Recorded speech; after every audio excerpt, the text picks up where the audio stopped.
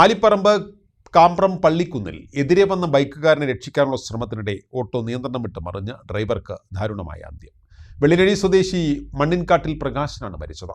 48 വയസ്സായിരുന്നു. യാത്രക്കാരായ 2 സ്ത്രീകൾ നിസ്സാര പരിക്കുകളോടെ രക്ഷപ്പെട്ടു. അപകടത്തിന്റെ CCTV ദൃശ്യങ്ങൾ മലബാർ ന്യൂസിന് ലഭിച്ചു.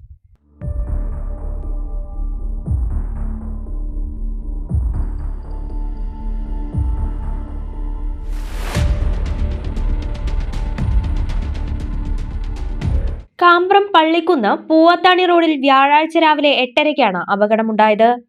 ചെത്തല്ലൂരിൽ ക്ഷേത്രദർശനം കഴിഞ്ഞ് യാത്രക്കാരുമായി മടങ്ങി വരികയായിരുന്ന ഓട്ടോറിക്ഷയാണ് അപകടത്തിൽപ്പെട്ടത്. അപകടത്തിൽ ഓട്ടോ ഡ്രൈവറായ വെള്ളിനേഴി സ്വദേശി മണ്ണിൻകാട്ടിൽ പ്രകാശനാണ് മരിച്ചത്. 48 വയസ്സായിരുന്നു. കരിങ്കല്ലത്താണി ഭാഗത്തു നിന്നും വരികയായിരുന്ന ഓട്ടോറിക്ഷയ്ക്ക് നേരെ എതിർദിശയിൽ വന്ന ബസ്സിനെ മറികടന്ന് ബൈക്കുകാരൻ പാഞ്ഞു വരികയായിരുന്നു. ബൈക്കുകാരനെ ഇടിക്കുന്നത് ഒഴിവാക്കാൻ ഓട്ടോ വെട്ടിച്ചതോടെ നിയന്ത്രണം വിട്ട് മറിയുകയായിരുന്നു. ഗുരുതരമായി പരിക്കേറ്റ പ്രകാശിനെ ഉടൻ പെരിന്തൽമണ്ണയിലെ സ്വകാര്യ ആശുപത്രിയിൽ എത്തിച്ചെങ്കിലും ജീവൻ രക്ഷിക്കാനായില്ല.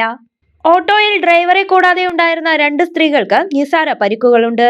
ജിജിയാണ് മരിച്ച പ്രകാശിന്റെ ഭാര്യ. ജ്യോതിഷ്, പ്രബുൽ എന്നിവർ മക്കളാണ്. വെള്ളിനേഴി സെന്ററിലെ ഓട്ടോ ഡ്രൈവറായിരുന്നു പ്രകാശൻ. അപകടത്തിന് കാരണക്കാരനായ ബൈക്ക് യാത്രികനെതിരെ പെരിന്തൽമണ്ണ പോലീസ് കേസെടുത്തിട്ടുണ്ട്.